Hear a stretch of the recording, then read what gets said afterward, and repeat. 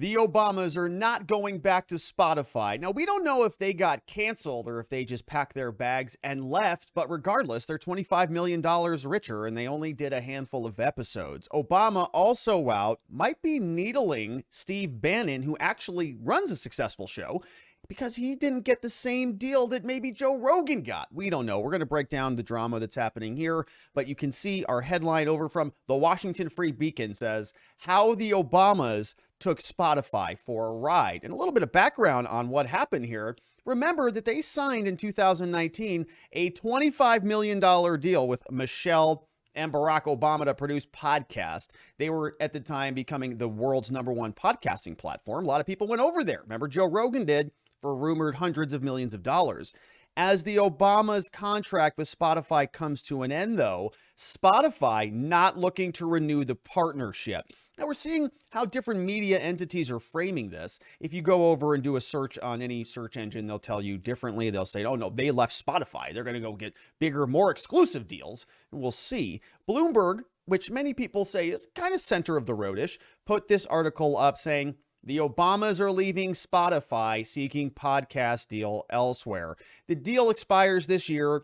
They want limited episodes and wide distribution, meaning they don't want exclusivity and they want to do less work, I suppose, by doing less episodes. Here, Ashley Carmen, Lucas Shaw wrote this article back on April 20th, telling us here that the time with Spotify coming to an end. Production company for Michelle Higher Ground will not be signing a new deal. According to people familiar with the conversations, the company is instead talking to other distributors about a deal worth tens of millions of dollars, among the most lucrative in the podcasting business. So tens of millions.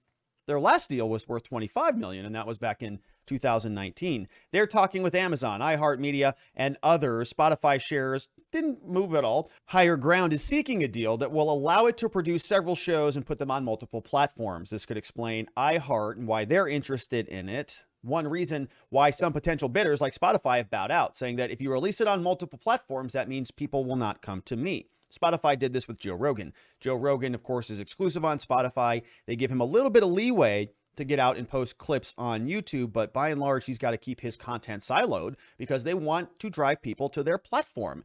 This is obviously not something that the Obamas want. Spotify and Amazon want exclusive rights, obviously. The Obamas are each willing to appear in an 8-episode program, which for some bidders isn't enough of a commitment to justify a deal comparable to those of others like Smart Less, Call Her Daddy, and My Favorite Murder. Don't know any of those shows.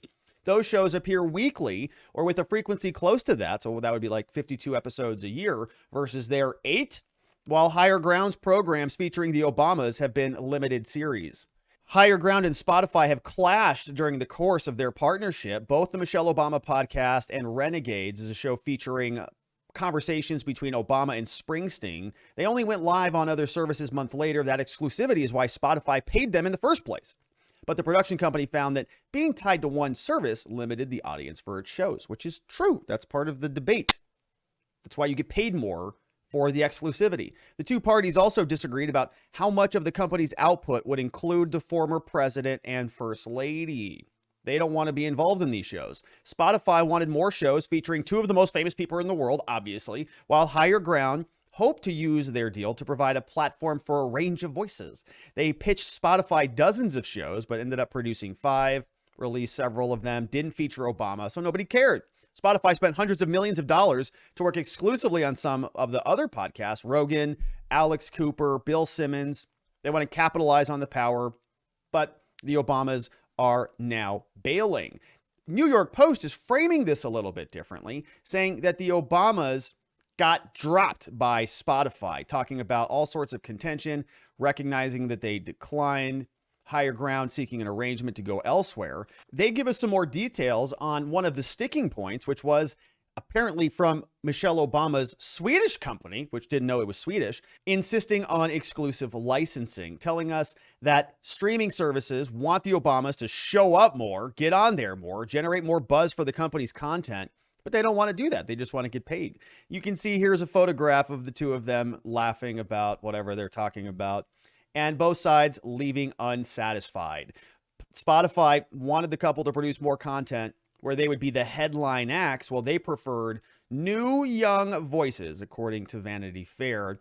Obama's also reported to be frustrated that the exclusivity deal with Spotify was preventing them from reaching wider audiences.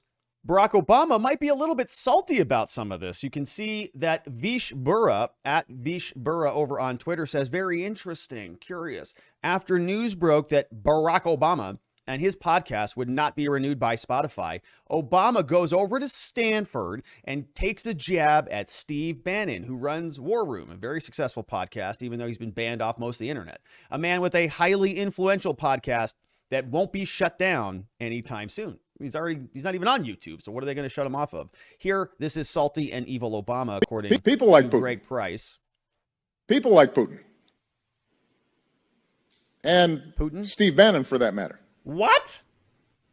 Understand, it's not necessary for people to believe this information in order to weaken democratic institutions. Ugh. You just have to flood a country's public square with enough all you got to do, raw just like sewage. Steve. Just like Steve You just have to raise enough questions, spread enough dirt. People like Putin. Do you see how dangerous that conflation is? Do you recognize what this country has done to sanction and deter Putin? They are calling him every single name under the bus, whether you believe it or not. They have done everything humanly possible outside of actually going to physical war with American troops. They've done everything else humanly possible to make sure Putin is persona non grata, to make sure he's excluded from every single element of the global society, saying that these two are equivalent. Steve Bannon, a guy who talks on a radio show, is the same as Putin, arguably the richest person in the entire planet that controls several thousand nuclear weapons. Same thing. Steve Bannon has a microphone, Rob. You know how dangerous that is? And you know what? It is dangerous because it provides a forum for truth. He can speak his ideas out into the world, and Obama can do the same. He can go to his people at Stanford and communicate a bunch of anti-democratic, censorship-prone lunacy ideas, and Steve Bannon can make his pitch to his audience, and both people can have conversations in the arena of ideas.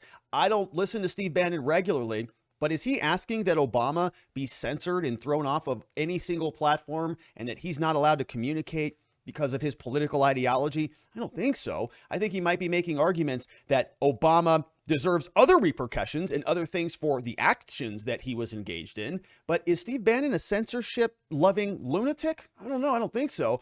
Obama certainly is, and he's encroaching more and more that direction, blaming disinformation and misinformation for the ails of all society, when really, in my opinion, what's happening here is he doesn't want the continual truth to expose his side and their continual schemes.